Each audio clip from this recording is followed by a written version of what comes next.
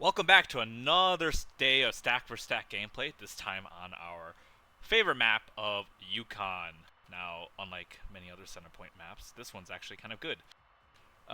So, representing ANS, we have and Stacy, Trojan Shadow, Surazal, and Jordan Shu. And Team 2 for OSP being represented by Rom, Octo, Cherimi, and Lightning. Don't get confused by her name. She is not Note, she is Chair. So we'll just take a quick look at the deployments here before we get to the fleet review when the game starts. Looks like OSP quite scattered. You have a grouping of ships here going for the E point. Pretty standard. I expect to see a capital here to be in place in case a E poke comes in from ANS with like CLs or something. Looks like few 4 ships coming into D side, and honestly not that many groupings for OSP. Nothing set up for a C take either. Meanwhile, ANS only 2 groupings going for B on the right side of the wall. 3 groupings going for the left side. It's not really low enough to challenge E, and it's not high enough to guard C, so I'm interested to see where those are going. And then also a bunch of ships going center, like always. Alright, what is this ship coming in? Liner, 450s. This looks like on the left side of the Yukon wall. Alright, we'll start with the OSP fleet. Look over here. Oh, 2 liners. Alright, so Lightning running 2 liners with 450s and... Huh, there's an LRT on it? Very strange. Normally you see liners with more accompanying ships, because their point costs are normally around like 1,300 apiece for well-invested ones, allowing you to squeeze in some extra cappers. It's pretty much kind of like what Octo has here. 2 liners plus supporting likely an LRT. No, LRT and EWR and...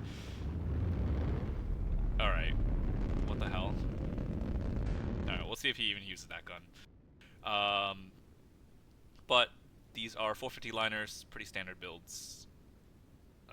Stack launchers, warblers, got all the tools. Cherimi running a cello plus monitors, very versatile, very heavy on the meat, good frontline. And then Rom running double liners. And, caps is a strong word here, but a lot of OSP frontlines can field this kind of cap fleet, which makes them very nice to have, because it's very hard to clock if OSP has a full cap fleet, or if you're just picking up the remnants of the frontline. Meanwhile, ANS, we got dual axers from Surazal.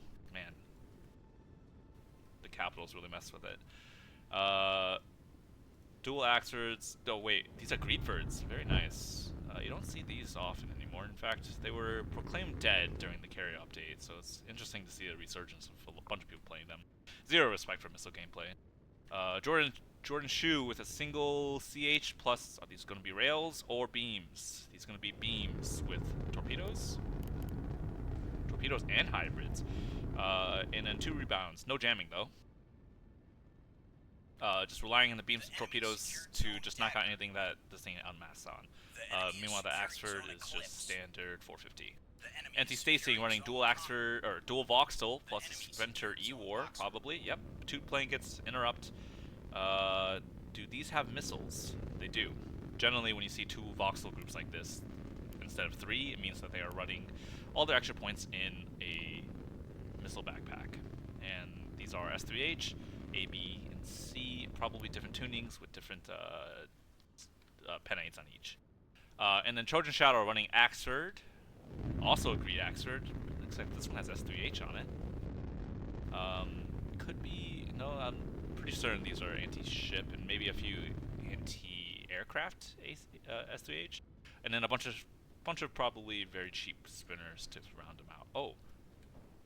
Wait, oops. They have a... Oh, awesome. They have a full E-War spinner paired with this Axford. That's very cool to see. Alright. Going over that, looks like not much is really happening on the map right now. Trojan Shadow throwing one of the cringe cappers onto A to see if they can cap it. OSP does not have that much guarding it. A lot of these are 250 cannons and 450 from the cello. That's not going to do too much against a spinner. You don't have any. You need 100 mil here to really really guaranteed to deny, and the 100 mil is still out of range. Or closing into range. 7.2 is the mark where you need to be, and the sprinter already being on the point before the 100 mil even opens up is very problematic for OSP here. Chur's the only one fielding. Well, I guess Rama's also fielding 100 mil, but this is a little late to the fight. Or if this was just really fast, I guess it is a whip. I think OSP might grab the A cap here, and that is a huge blow to OSP this early in the game. Starting off the rip with a 3 cap on a center point map. Oof. Alright, so that is a very good play on Trojan Shadow's part. Called OSP's bluff with no cappers going for A, and OSP unsuccessful in denying it, even though you have 4,000 points of frontline here watching it. That's going to mean that ANS could pretty much sit back on the 3 cap and draw it out and wait for OSP to basically push into them and, you know, run into their entrenched positions with all these beamstones and torps and everything. So OSP is now forced to make a play here. Meanwhile, looks like the voxels on the wall side are trying to make a push. I think these missiles are being jammed out. At command valve are going to be completely jammed out because the Axe Seeker is going to get blinded by the blanket, and well, the Seeker's just not going to see anything. Command's not going to be able to validate because Seeker sees nothing. Very good soft kill here. Unfortunate. Although this is kind of a precarious situation for ANS, these voxels, because they don't need to be here. They have a 3 cap. They could just sit back and do nothing. But maybe they just want to see some action. How do they track these guys? They have them locked. By what? Probably the shuttle here? No. This one. No, this one. This one has a pinpoint. Pinpoint's locking this voxel, even through the jamming. Pinpoints are very jam resistant, as you can see. Double blankets are unable to shield this voxel from the pinpoint's gaze here. I think Blightning needs to push. You need to close the distance because voxels can dodge your 450 if played well.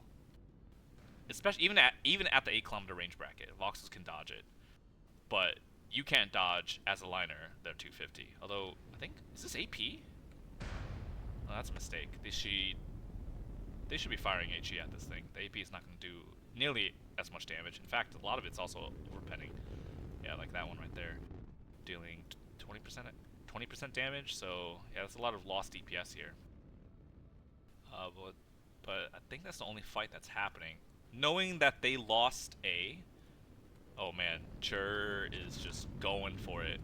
They have to know that there are beams waiting. Trojan sees this push. ONS sees this whole push. All the actions should be responding to this push. One beam DD at the lower 8 point, untracked, has beams locked to position, so that's ready to jump on anything that peeks out onto A. Missiles out from Trojan. What are these going to be? EO Act HE. Are these cruised? They are cruised. Going straight at the blob. Let's see. It is up to Chair's Auroras to be B-shorted and stop this. I don't believe they have any blackjack. We'll see how the hard kill goes here. Only one Aurora in arc. Here it goes. Oh, there's decoys. Oh, these are going to connect, aren't they? One monitor will likely get smacked. Oh. One of the S3H gets stopped. Wait, how did Chur lose a... She lost an Aurora to the guns, not the S3H. That was a really poor timing. One of the monitors also gets completely gutted, loses both the T30 and the T81 with no resource remaining. Ooh, that hurts a little bit. That's a lot of DPS from that monitor just gone. At least the C90 stays. The Cello also took quite a bit of damage, surprisingly. I mean, I guess losing a Smoke's not that bad. Losing a Rapid, but losing an Aurora hurts a lot. And this is only from gunfire from very small amount of 450, like 2 Axers? I would expect that Cello to be able to tank more. Alright, so while that's happening, they're... Rom setting up TOT of shuttles going on to A. I doubt that this will take it. However, what this will do is they'll force the beam DDs to unmask. And when the beam DDs unmask, OSP has a chance to kill them. So you're trading gun shuttles to kill destroyers, which is a pretty good trade if Rom can execute on it. So you see Rom, he knows that the beam DD is there. He's already moving his liner ready to intercept it. First shuttle goes down. Rom needs to get eyes onto this thing, but Jordan doing a very good job keeping this thing masked, only peeking the shuttles. You can see the LOS here, liner's not an arc. These shuttles are going to go down with not much OSP can do about it. Might have been a little premature of sending these shuttles on, especially when you don't have that angle clear, because that beam DDs could be right there. Beam DDs could also be where this Axford is, and if you don't have angle on that, well, I don't think you'll ever be able to take A. So yeah, it's a lot of shuttles going down. I mean, these are very cheap. Oh, they cap it! The last shuttle! Oh. Oh, the last moment. Okay, now this is a very worthy trade. This is a very good trade here. Even though they don't trade for the DD, they managed to get A. So now the momentum of the game flips over to OSP, where now ANS has to push. Despite, you know, a 60-point difference this early in the game doesn't really matter much. ANS now has to push to take something. OSP, ideally, you should be falling back. All these ships need to be falling back. Sure, back up. You don't need to push. You don't need to fight anymore. Just go back and repair. Main engine is still burning forward. Meanwhile, Octo setting up for a C take. They know a lot of the ANS fleets are here. I don't know if they've clocked exactly what kind of fleets they are. They just know there's a lot of Axers and at least one BMDD. They should see the 450s coming out from these different angles, especially this extra Axer that's kind of out here on the sideline. That's a abnormal place for Axers to be, so they might be surprised that that's there. Is Octo tracked? No, he's not. But these two Axers are. This one is actively firing. Surprisingly, it's not tracked by this Acello. The Acello radars out? Or maybe the radar payloads are down. So they at least know that 3 Axers exist in this bracket right here. And then if they were observant, they should have seen the other Axford here shooting 450 at one of the decoys. Looks like Octo is making a play over the top of this ridgeline. This is a pretty decent crossfire. I don't think they have good tracks. Oh no, wait! Octo's LRT in orbit, the eye in the sky, looking down on all these capitals. Yeah, he's gonna be fire. Oh wait, no, he's looking at this one. Okay, so they have all Axers on ANS clocked now. So they should know there are 4 capitals. They don't know how many beam DDs. I don't think they've seen this beam DD here. But the main fight's gonna be a 3v3 on this side of the wall, and there's a 1v1 happening on the other side of the wall as the 2 voxels and the liners are kind of dueling toe to toe here. The Axers are not that damaged. Looking through them, yeah. Meanwhile, Cher is just absolutely getting ripped apart here. She needs to fall back. There's no reason to push forward right now. A is capped. You don't need to do anything.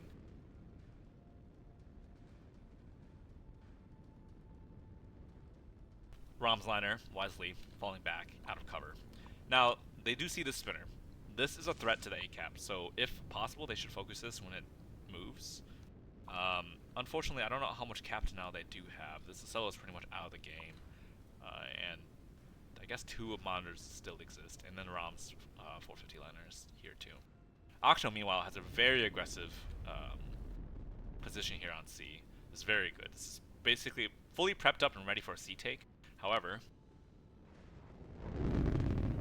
there's a beam DD, pre-aimed, ready to go. But like before, what this does is you're spending 80 points on the shuttle with a possibility of taking C, but that's not really the main objective. Oh, missile exchange here. Oh, Heck P, S3H, Guts won the liner, structure breaks it. This thing is dead. No resource left. It's gone. But as I was saying before, this shuttle you're paying 80 points to really reveal what cap guards ANS has. So ANS has to move this. Jordan, you need to move this DD right now. Yes, okay. Moving up and over. I don't know if they'll have time to kill the C shuttle. Or maybe he's going for the liner, but we'll see what he masks out on. Octo does not know that this is here. Right now, Octo's attention is onto this Axford, and this could be a pretty good play from Jordan, where you're forcing all the liners to dump their very long reload autoloader 450 rounds into this Axford. So when the beam DD pops out, there is no heavy ammo left for it to shoot, but it... You know, I don't know why this hasn't peaked out yet. C is going to get flipped for... essentially for free. Which means that OSP is now in a very, very good 4-cap lead. Although they are down militarily, Acello is dead, one liner dies, and the other liner is probably not going to be able to win against 2 Oxels. I don't think these are really that hurt. One man down, losing the chaff box. Thrush 17 is still alive, so yeah, this Oxel is fine.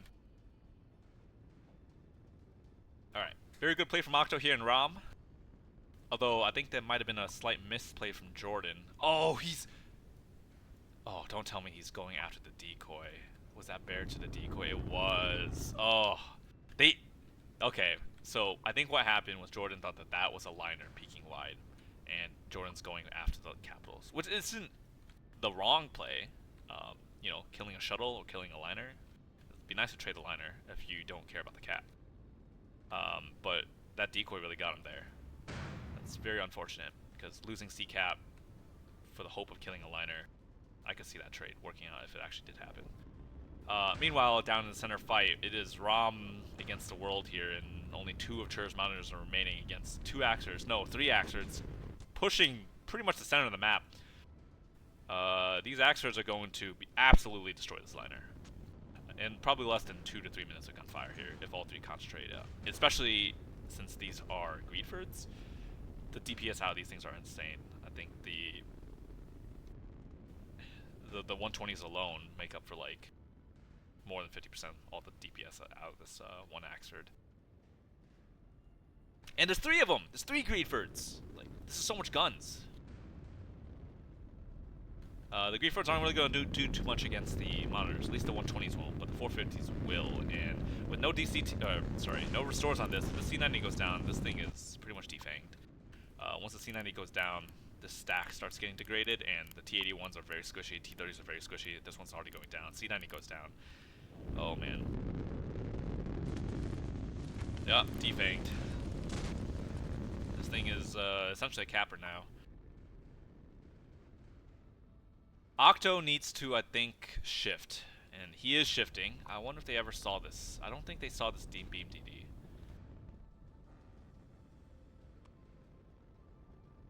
Jordan shifted his other beam DD. I don't know when this thing got shot. I guess it did get shot at some point. Over to deny B. Oh, ROM has another liner way below. This is probably what shot the DD. Okay. I completely missed this liner going into Safari at the bottom of the map. This can get a very good crossfire onto the triple Axfords here, except they need to time this correctly. You don't want to peek one by one. You want to peek all at once. And even then, 3 Axfords is a very, very beefy contingent of ships. Especially when you don't have plasma. Is Chur's Cello even operational? No magazine. Alright, crossfire. Very good focus fire. You can tell that they're all got this one Axford prioed, because you have Octo firing at it, ROM firing at it from here. Maybe Chur didn't get the memo and shooting this one. And ROM peeking from the bottom and shooting this one from the top. So you got a crossfire from the front, the top, and the bottom. This one will fall in maybe 2 more salvos. Probably don't need to use that one. 1 more salvo will probably just M-kill it. 3 will probably K-kill. But the problem is this liner is getting absolutely mulched. Like, look at this damage. This is... In the span of one 450 autoloader, you have like half your ship disappearing. That's a lot of DPS. But most of the DPS now will be coming from Octo's dual liner groups here. Octo, I think you need to just stay in the fight here and just keep dumping 450. Good retarget here. The 100 mils, knowing that Octo, not knowing that his 100 mil won't really do much to unplasma experts, retargeting his secondary calibers to hit cappers. I don't know why Trojan is backing his spinner up. I think you just need to go on A. This thing's already in the death zone. Chur, seeing the cappers going for A, also diving her Cello onto it, except I don't think her Cello counts as armed, potentially. It is armed. Okay, so this could stop it. So what that does is, even though Chur's Cello is pretty much mission killed, and it's no magazine to fight back, it can at least contest A and stop them from capping, and maintains the 4 cap, which is very, very quickly ticking up for OSP here. ANS is very much on a timer. They need to make something happen. Meanwhile, that one focus Axford is pretty much dead. Oh. C? C is getting flipped? Ah, yeah. So the retake on C, ANS saw Octo's liners move over, missiles impact, not too much damage, and he's out of gun arc, so he'll be able to repair most of it up. But ANS seeing Octo move out of the C deny area, you could take C back for free. Meanwhile, the missiles here from Blightning, I don't think are ever going to hit. There's just jamming and a ball. But most importantly, there's a sprinter capping D right here. And I don't think the liner can do anything to stop it unless he fires the missiles at it. Come on. This has to deny. This has to deny. That's the only way. No way. This thing has a rebound. We are contesting zone oh my gosh. Oh, single rebound. At least the liner gets on D and stops the cap, although that won't last for a very long time. One of the voxels is very beat up. This is not functional anymore, so another voxel remains versus a maybe 75% liner. Oh, one missile make it through. One missile. No, nothing makes it through. Beam from Jordan opens up onto Octo. Hopefully there are 2 FBAs. There are 2 FBAs. We'll see how much damage do the secondaries from Octo opening up onto the Beam DD. And Beam D is also in arc of the 450. This thing's gonna go down really fast. You can see the beam dropping HP. There it goes. It's gray. How much damage? Not enough. Bridgemaster going down is kind of a big deal, but you have a lot of backup Bridgemasters here.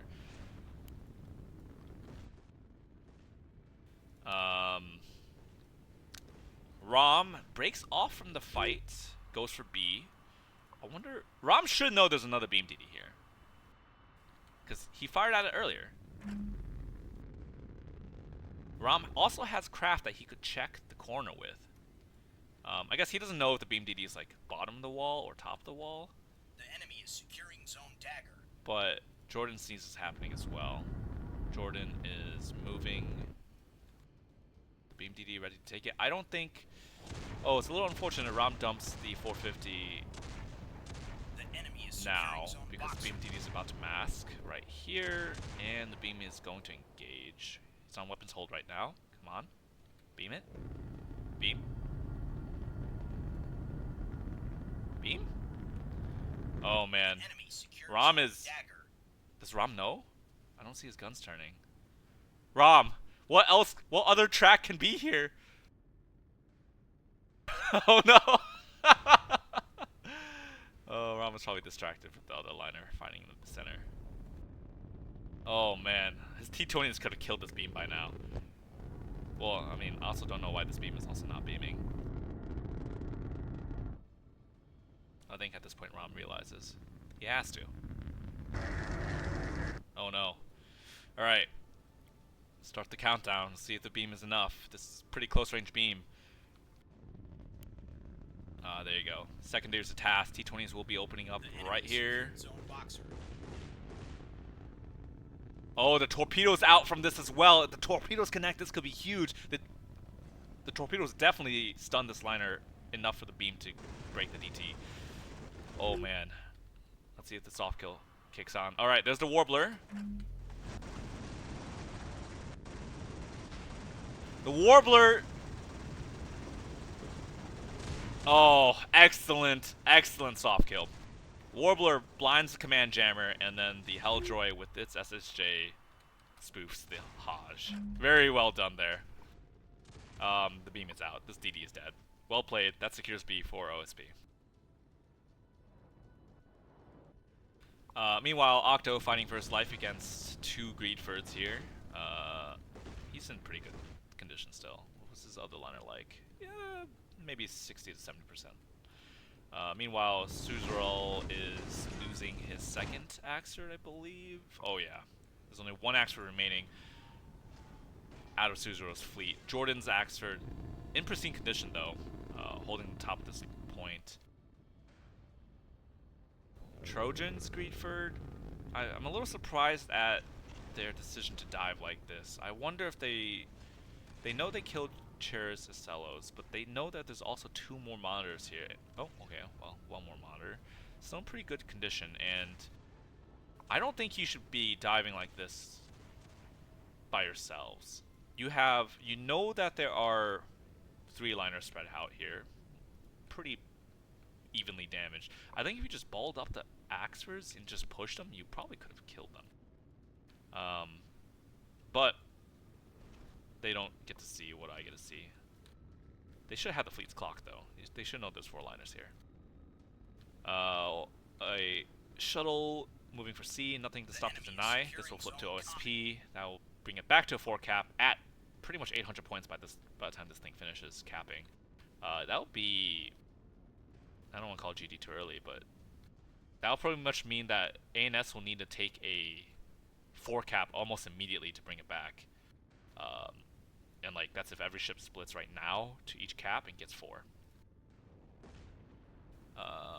These Greedfords are just going to be punching backs at this point, and I don't think they're even going to be able to take A because this liner or this monitor here is preventing that. Is Rom rotating this back? No, Rom is rotating his liner to go to C. C does get taken. Lightning loses his last liner here. I guess I missed that. I don't know what killed it. Probably the last salvo of that missile. This spinner burning backwards is not going to be able to beat this liner. The enemy secured zone comment. Oh, okay, I see. So instead of opting to win the fight at A, ANS has opted to split the Axfords to take essentially 1v1 fights against the liners for the separate points. So you have one liner going for C, so one Axford going to C to fight Octo's liner, and then one Axford going to B to fight Rom's liner. Essentially, that should be a pretty good fight for the Axfords to take. I mean, 1v1ing a liner, especially at close range, the Axford could just out DPS him, I think. But the problem is, you know, the cap advantage here is so massive right now for OSP that I don't know if ANS has time to do this. They will win the fight, but I don't think they will win it fast enough. Jordan's Axford here, I don't think we'll be able to. I guess. Oh. The bear to target issue where the bullets will fire before the turret's actually on target means your first salvo targeting a liner will always miss, or targeting any target will always miss unless you hold fire for like a second to wait for your turret to get onto target, and then you can release the rounds and you will hit. The enemy is securing zone. A little problematic here. I guess Jordan is intentionally going for the broadside here just to get more DPS on. It is a choice to do that because obviously exposing a broadside means you take a lot more damage, but getting the second gun could be valuable if you think that you could kill this really quickly. Jordan doesn't know the status of this liner. I mean, the liner isn't that healthy, so he probably thinks it's a lot more damage than it really is. But I think with broadside guns like this, they'll probably win eventually this fight. Problem is, you know, there's another liner here that could rotate up even though it's structure broken. And this liner is going to hold C pretty much until the end of the game.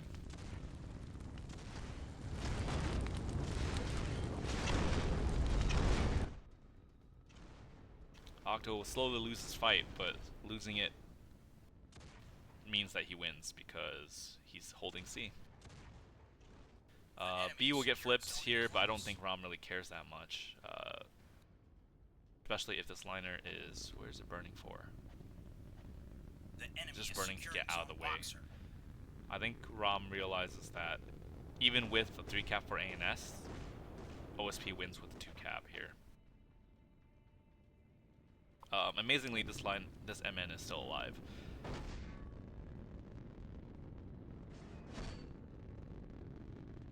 With a single T30 holding the A cap. But yeah, that looks like game. They're calling GG's.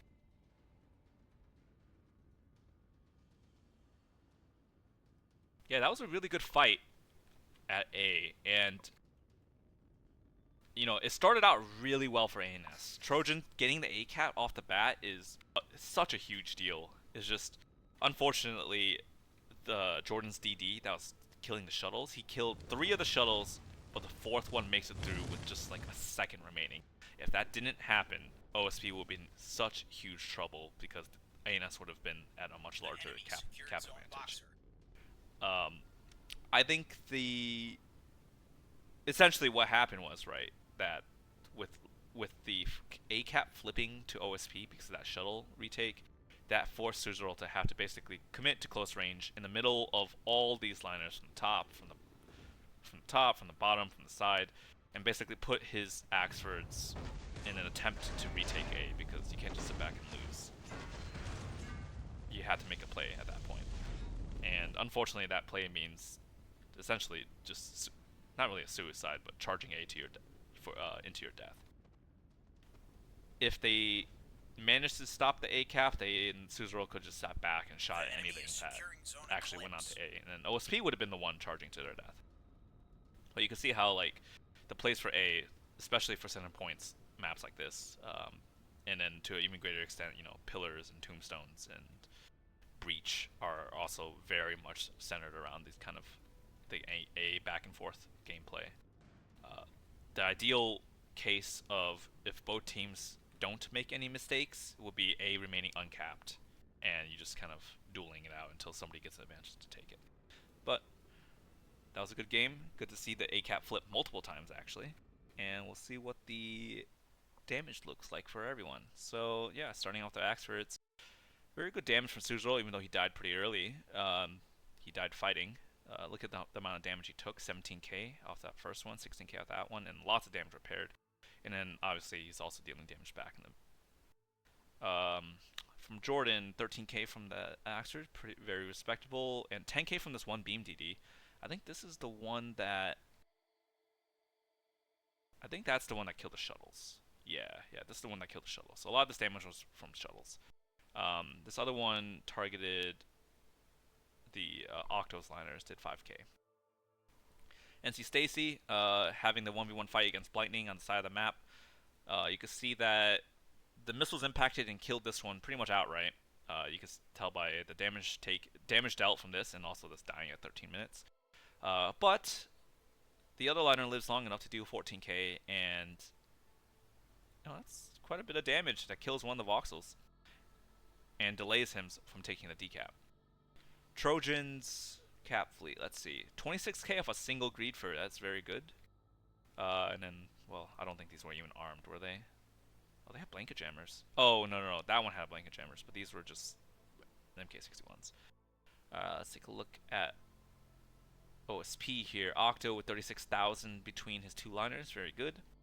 Chairs, Cello dying very early, tanking 14,000 damage. A lot of that was from missiles. And the Monitor's also dying pretty quick, except this one guy that holds it long enough to pretty much stall out the game. Meanwhile, Rom's quote-unquote cap fleet, I guess it's more a frontline fleet. These are 1,300 cost liners at almost 35,000, 36,000 damage. Very good. Alright. Well, that was a very fun game to watch. Lots of back and forth. And we'll see you next time.